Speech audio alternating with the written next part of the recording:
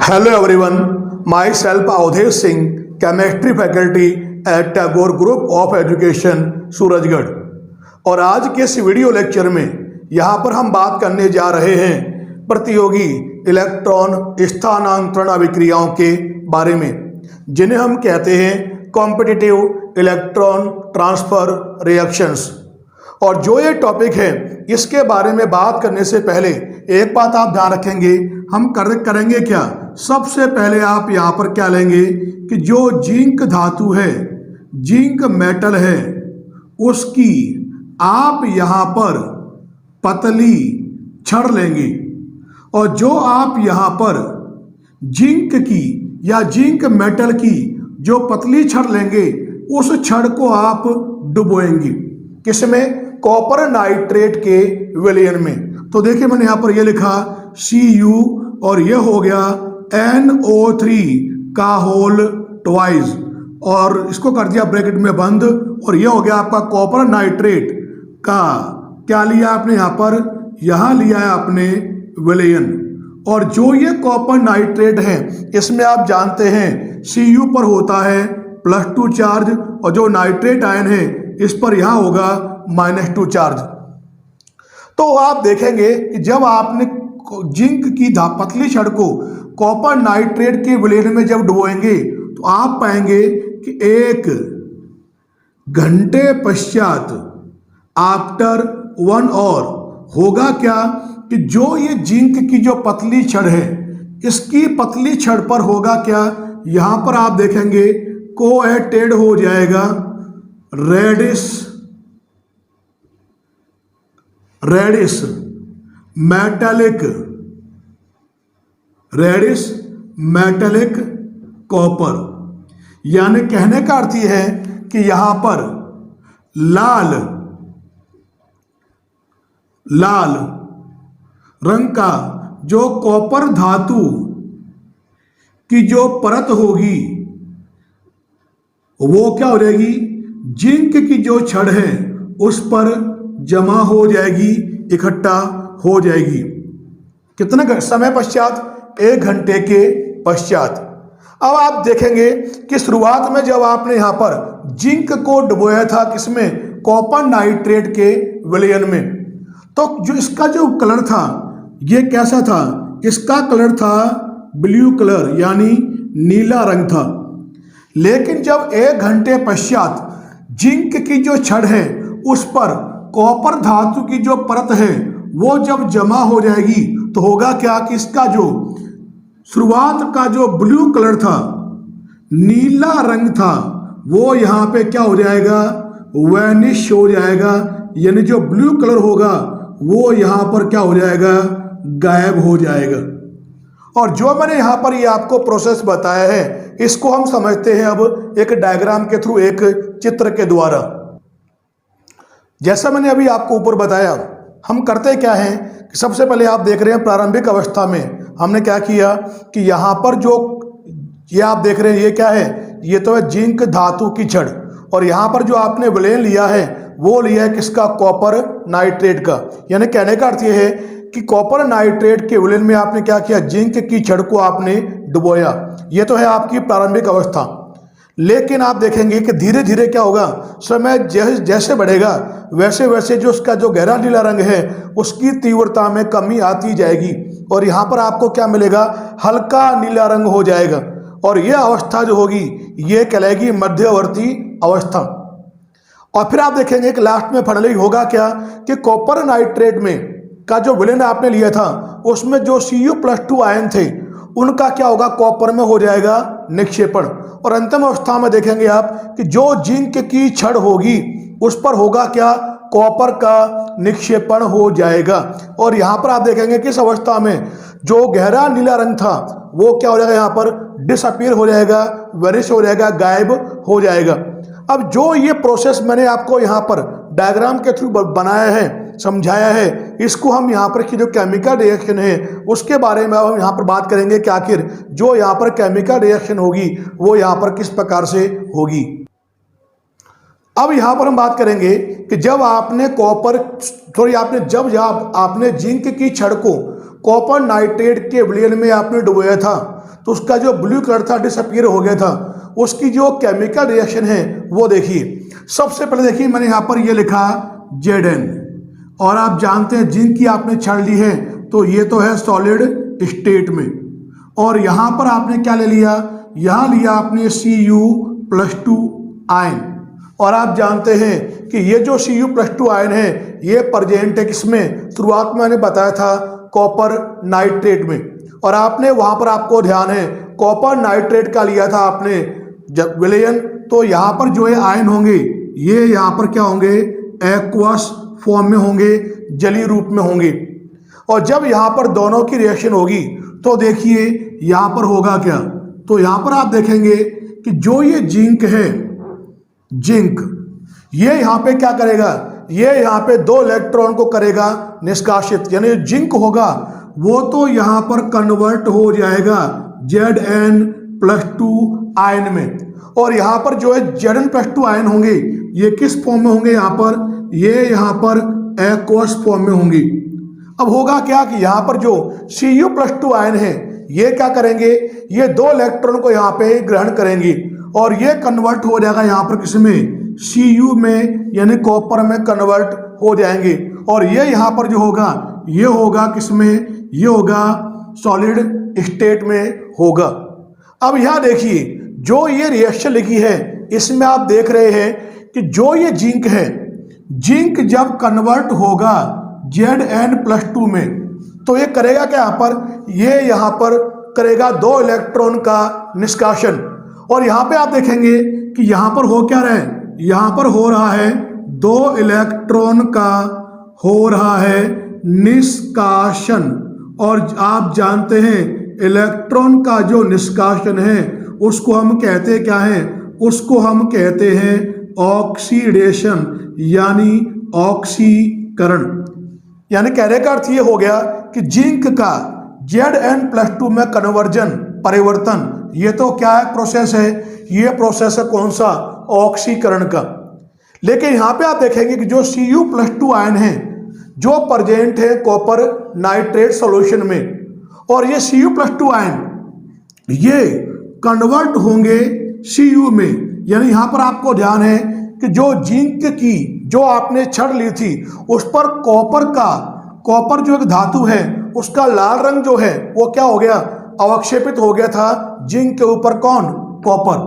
और जब ये इसमें कन्वर्ट होगा तो यहाँ पर आप देखेंगे यहाँ पे हो क्या रहा है, यहाँ पर हो रहा है 2 इलेक्ट्रॉन की यहाँ पर हो रही है प्राप्ति, यानी इलेक्ट्रॉन क्या कर रहा है, ये 2 इलेक्ट्रॉन को यहाँ पर ये गेन कर रहा है। और आप जानते हैं इलेक्ट्रॉन को प्राप्त करना या गेन करना, वो जो रिएक्शन होती है वो कौन सी होती है, वो कहलाती है रिडक्शन, यानी अपचयन। यानी कहने का अर्थ ये है कि जो मैंने यहाँ पर ये रिएक्शन लिखी है इसमें ऑक्सीडेशन यानी ऑक्सीकरण और अपचयन दोनों प्रक्रियाएं साथ साथ चल रही हैं। तो ये जो रिएक्शन है ये किस प्रकार की रिएक्शन है, यह एक रेडॉक्स रिएक्शन है जिसे हम कहते हैं अपचयोपचय अभिक्रिया है। अब यहाँ पर हम देखिए कि जो सॉल्यूशन है आपका उसमें जो Zn+2 आयन है उसकी जो प्रेजेंस है, उसका जो एग्जिस्टेंस है उसको हम कैसे कंफर्म करेंगे। तो यहाँ पर हम देखेंगे अब यहाँ पर कि जो सॉल्यूशन है उसमें Zn+2 की जो उपस्थिति है, उपस्थिति उसको हम करेंगे कंफर्म, यानी सुनिश्चित करेंगे। किस प्रकार से करेंगे वो देखिए अब आप यहाँ पर। तो यहाँ पे होगा क्या कि जो सॉल्यूशन है जिसमें Zn+2 आयन है उस विलयन में हम करेंगे क्या, उसमें आप H2S यानी आप यहाँ पर करेंगे क्या कि जो H2S गैस होगी उसको आप पास करेंगे किस पर, विलयन में जो आपको लास्ट में मिला है जिसमें Zn+2 आयन है। अगर वहां पर Zn+2 आयन प्रेजेंट होंगे तो वो करेंगे क्या कि वो H2S के साथ रिएक्शन करके क्या बनाएगा, वो वहां पर ZnS जिंक सल्फाइड का निर्माण करेगा, और जो जिंक सल्फाइड के बनने से जो सॉल्यूशन होगा वो देखिए वहाँ पर कैसा हो जाएगा, वाइट हो जाएगा, सफ़ेद हो जाएगा। और आप जानते हैं कि जो ये जिंक सल्फाइड है उसमें होता क्या है, Zn पे होता है +2 चार्ज और S पे होता है -2 चार्ज। इस प्रकार से आप देख रहे हैं कि ये प्रोसेस होगा कब, जब आप जिंक को कॉपर नाइट्रेट के जो सॉल्यूशन है उसमें आप डुबोएंगे। तो वहाँ पर जो कॉपर नाइट्रेट का जो ब्लू कलर है वो क्या लास्ट में क्या हो जाएगा, धीरे धीरे कम होता जाएगा और लास्ट में गायब हो जाएगा। इस प्रकार से वहाँ पर ये रेडॉक्स रिएक्शन कंप्लीट होती है। जैसे कि आप देख रहे हैं कि जो सॉल्यूशन है उसमें अगर zinc ion Zn+2 ion present होंगे और उस पर आप पास करेंगे इसको H2S गैस को, तो जिंक सल्फाइड का निर्माण होगा जो कैसा होता है, वाइट। और विलयन का वाइट हो जाना इंडिकेट करेगा कि जो सॉल्यूशन है उसमें Zn+2 जिंक आयन प्रेजेंट है। और इस प्रकार से हम जिंक आयन की जो प्रेजेंस है उसको हम कंफर्म करते हैं।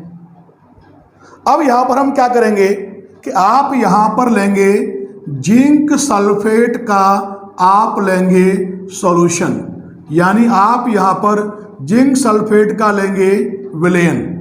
और जो आप यहाँ पर जिंक सल्फेट का विलयन लोगे, इस विलयन में आप करेंगे क्या, इसमें आप यहाँ पर अब कॉपर की जो छड़ है उसको आप यहाँ पर डुबोगे, किसमें, जिंक सल्फेट के सॉल्यूशन में, जिंक सल्फेट के विलयन में। तो होगा क्या, इस केस में आप देखेंगे इस कंडीशन में नो रिएक्शन, कोई भी क्रिया नहीं होती। किस कंडीशन में, कब नहीं होगी, जब आप कॉपर की छड़ को जिंक सल्फेट के विलयन में डुबोते हैं। तो यहाँ पर आप देखेंगे इसका सीधा अर्थ यह है कि इस केस में जो Cu+2 आयन है इनका निर्माण नहीं होगा, यानी Cu+2 आयन निर्मित नहीं होंगे अगर वहाँ पर रिएक्शन नहीं होगी। अब यहाँ देखिए कि जो Cu+2 आयन हैं इनको हम कंफर्म कैसे करते हैं कि इनका निर्माण नहीं हो रहा। तो हम करेंगे क्या कि विलयन में ही आप यहाँ पर करेंगे क्या, आप यहाँ पर विलयन में जो H2S गैस है उसको आप क्या करेंगे, प्रवाहित करेंगे विलयन में। और जब आप H2S गैस को प्रवाहित करेंगे तो आप देखेंगे कि उस कंडीशन में अगर वहाँ पर Zn+2 आयन प्रेजेंट होते तो वो इसके साथ क्रिया करके CuS यानी कॉपर सल्फाइड का क्या देते, का ब्लैक यानी काला रंग देते। लेकिन क्योंकि वहाँ पर रिएक्शन हुई नहीं है, Cu+2 आयन का निर्माण हुआ नहीं है, और तो उस कंडीशन में आप देखेंगे जब आप इसको प्रवाहित करेंगे तो वहाँ पर CuS का अवक्षेप यानी CuS का अवक्षेप प्राप्त नहीं होगा, यानी ये निर्मित उस कंडीशन में नहीं होगा। और जितने मैंने यहाँ पर ये फैक्ट बताए हैं ये सभी फैक्ट दर्शाते हैं क्या, कि ये बताते हैं कि जो साम्यावस्था है जिसे हम कहते हैं इक्विलिब्रियम, साम्यावस्था की अनुकूलता जो होती है, साम्यावस्था की अनुकूलता किस तरफ होगी, यह होती है सदैव उत्पादों यानी प्रोडक्ट की ओर होती है। ये बात आपको इस पूरे प्रोसेस से यहां पर आपको पता लगी। अब यहां पर हम अन्य रिएक्शन एग्जाम्पल के रूप में हम ले रहे हैं, इसको समझने के लिए हम ले रहे हैं।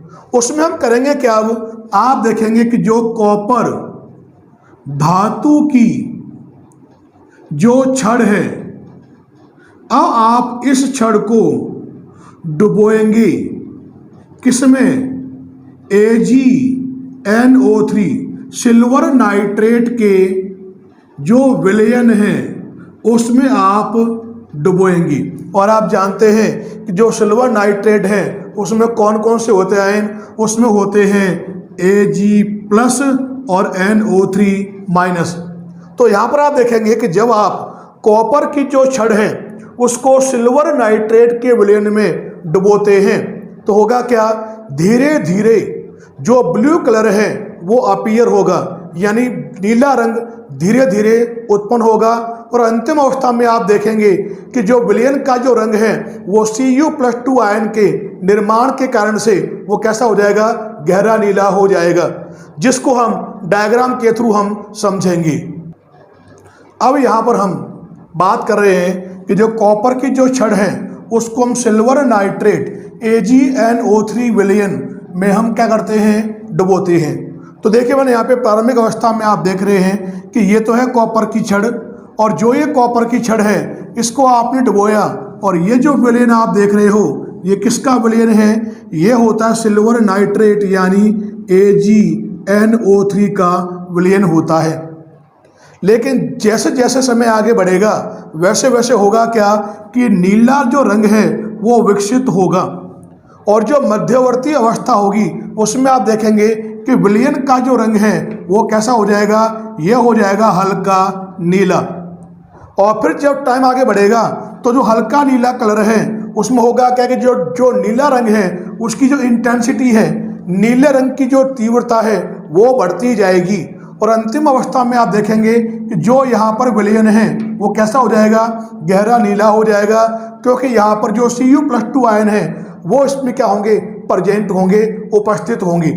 और यहाँ पर आप देखेंगे कि जो ये कॉपर की जो छड़ है उस छड़ पे क्या होगा कि जो सिल्वर है उसका निक्षेपण हो जाएगा। अब जो मैंने यहाँ पर ये मेथड बताया है इसकी जो रिएक्शन है कि आखिर जो केमिकल रिएक्शन होगी वो किस प्रकार से होगी उसके बारे में हम बात करेंगे। अब जो भी मैंने अभी आपको डायग्राम बताया था जिसमें जो ब्लू कलर था वो विकसित हो रहा था और लास्ट में हमें प्राप्त हो रहा था गहरा नीला विलयन, और आप देख रहे थे कि वहाँ पर जो कॉपर की जो छड़ थी उस पर क्या हो रहा था, जो Ag था वो हो रहा था निक्षेपित।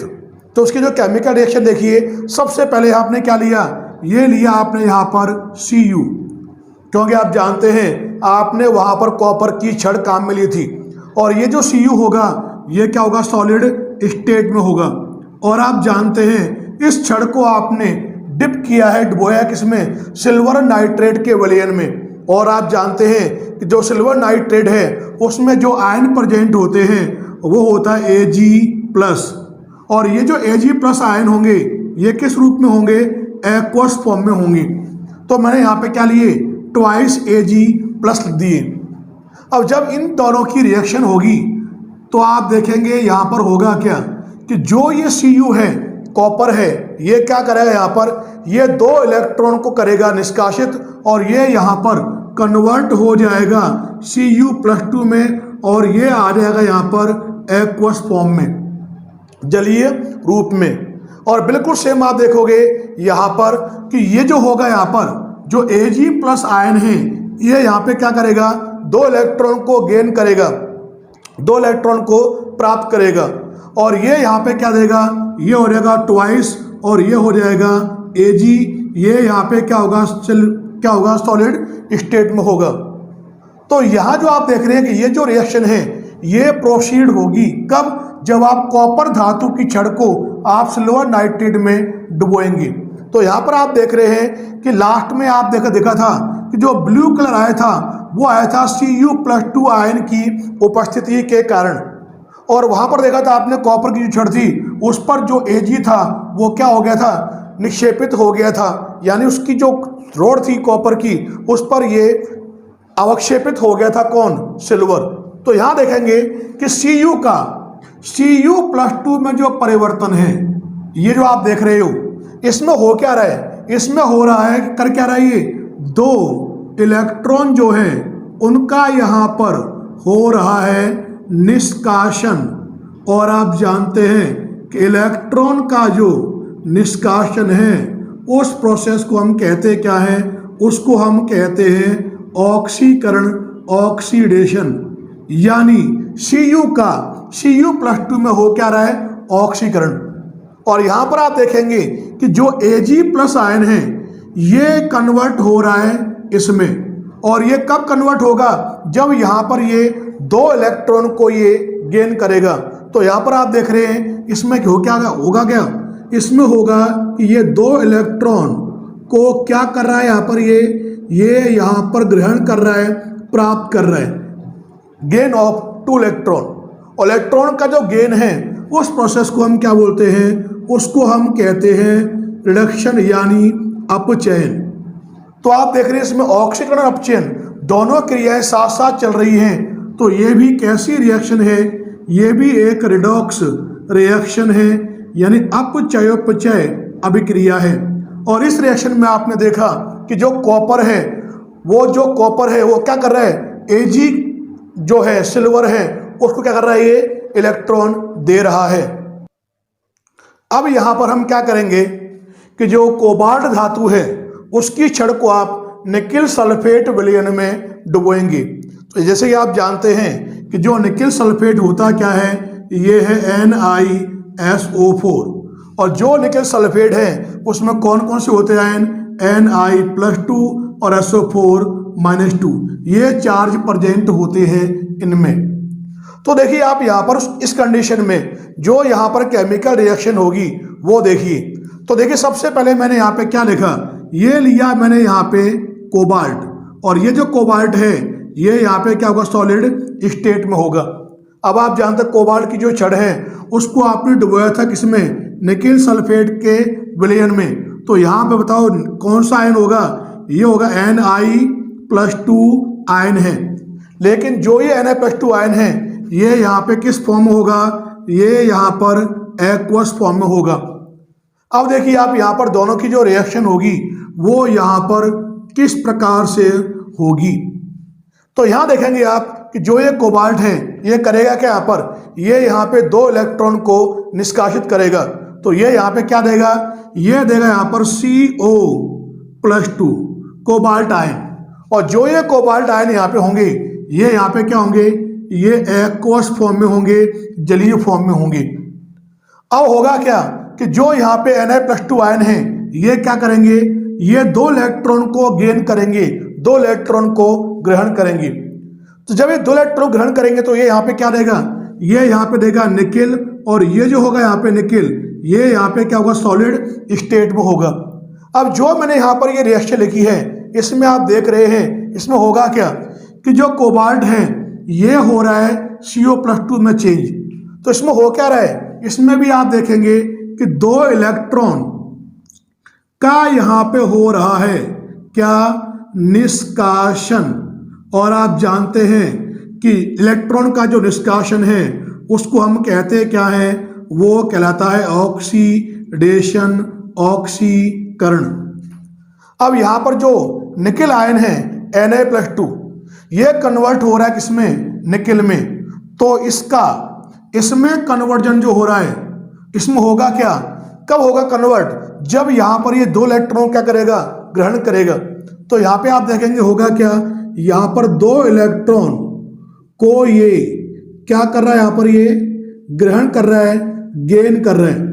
और आप जानते हैं इलेक्ट्रॉन को गेन करने का जो प्रोसेस है वो प्रोसेस बताइए क्या कहलाता है, वो प्रोसेस यहाँ पे कहलाता है क्या, रिडक्शन यानी अपचयन। यानी इसका तो इसमें हो रहा है ऑक्सीकरण, इसका इसमें हो रहा है अपचयन, और दोनों जो प्रोसेस एक ही रिएक्शन में साथ चल रहे हैं। तो यहाँ पर आप देखेंगे कि ये भी किस प्रकार की रिएक्शन है, ये भी यहाँ पर एक रिडॉक्स रिएक्शन है, यानी अपचयोपचय प्रकार की अभिक्रिया है। रिएक्शन लिखी है उसमें एक बात ध्यान रखेंगे कि जो रासायनिक परीक्षण हैं उनसे ये ज्ञात होता है कि साम्यावस्था की स्थिति में जो दोनों आयन हैं Na+2 और CO+2 आयन, दोनों की जो सांद्रता होती है वो कैसी होती है, मध्यम होती है। इसीलिए यह जो परिस्थिति है ये न तो अभिकारकों और न ही उत्पादों के पक्ष में है। इस बात का आप ध्यान रखेंगे, ये हमने यहाँ पर बात की है इस अभिक्रिया के संदर्भ में। आपको ध्यान है कि हमने शुरुआत में 2 रिएक्शन हमने पढ़ी थी, आपको ध्यान है फर्स्ट रिएक्शन में जो जिंक आपने लिया था, जिंक था सॉलिड स्टेट में और जिंक को आपने डुबोया था यहाँ पर किसमें, जिंक को आपने वहाँ पर डुबोया था कॉपर नाइट्रेट के विलयन में। और यहाँ पे कॉपर नाइट्रेट में क्या होता है Cu+2, ये किस फॉर्म में होगा यहाँ पर एक्वस फॉर्म में। इनकी जब रिएक्शन हुई थी तो आपको यहाँ पर देखिए ये मिला था Zn+2, ये तो होगा यहाँ पर एक्वस फॉर्म में और ये यहाँ पर हो मिलेगा क्या, ये मिलेगा आपको Cu और ये आपको मिलेगा सॉलिड फॉर्म में। तो ये जो रिएक्शन आप देख रहे हैं जो मैंने यहाँ पर लिखी है ये कब मिली थी आपको, जब आपने क्या किया था, जिंक की छड़ को आपने डिजोल्व किया था, डुबोया था किसमें, कॉपर नाइट्रेट के सॉल्यूशन में, कॉपर नाइट्रेट के विलयन में। ये रिएक्शन आपने पढ़ी थी। फिर आपको ध्यान है दूसरी रिएक्शन में आपने क्या किया था, दूसरी रिएक्शन में जो कॉपर मेटल है, जो कॉपर की धातु है, उसको आपने डिजोल्व किया था, डुबोया था किसमें, आपने डुबोया था सिल्वर नाइट्रेट AgNO3 के सॉल्यूशन में, विलयन में। तो उस केस में जो केमिकल रिएक्शन थी जो आपको मिली थी वो क्या थी, ये तो था यहाँ पर Cu, ये होगा आप सॉलिड स्टेट में। और आपको ध्यान है कि सिल्वर नाइट्रेट में क्या थे, 2 थे ट्वाइस, ये है Ag+, ये क्या थे यहाँ पर एक्वस फॉर्म में थे। और जब इनकी रिएक्शन होगी तो आपको यहाँ मिलेंगे क्या, ये आपको मिले थे Cu+2, ये क्या होगा यहाँ पर एक्वस फॉर्म में। और साथ में आपको यहाँ क्या मिलेगा, ये मिलेगा सिल्वर यानी Ag, ये मिलेगा आपको सॉलिड स्टेट में। ये दो रिएक्शन आपने पढ़ी थी। इन दोनों रिएक्शन में आपने एक बात देखी कि यहाँ पर जो जिंक है, जिंक वो इलेक्ट्रॉन दे रहा है किसको, कॉपर को। और इसमें आप देख रहे हैं कि जो कॉपर है वो इलेक्ट्रॉन दे रहा है किसको, सिल्वर को।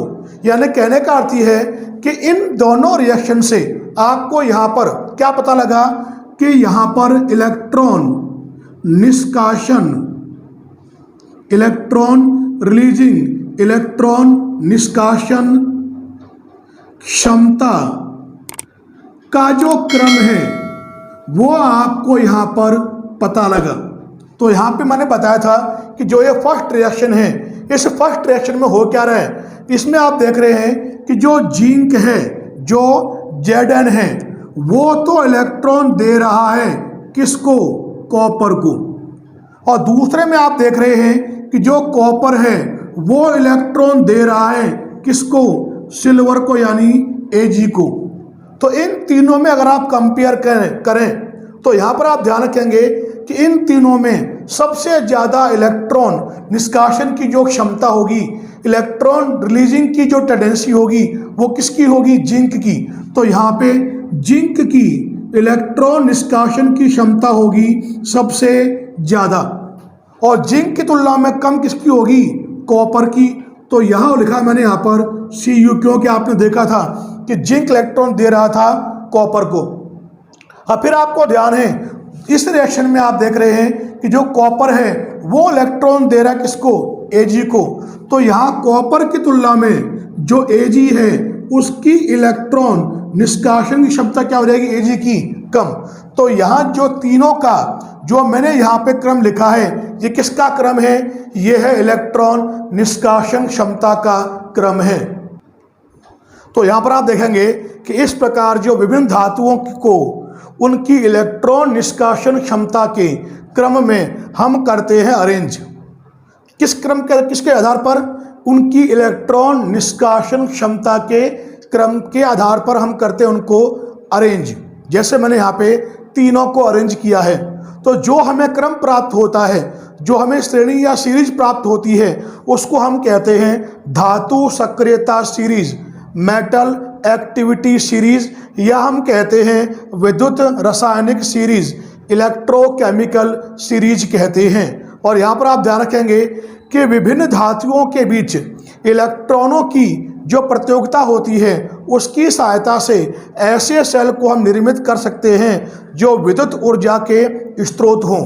और ऐसे सेल जो होते हैं उनको हम क्या बोलते हैं, गैल्वेनिक सेल कहते हैं। और जो हमारा टॉपिक है कौन सा, प्रतियोगी इलेक्ट्रॉन स्थानांतरण अभिक्रियाएं, ये हमारा टॉपिक हो गया कंप्लीट। धन्यवाद।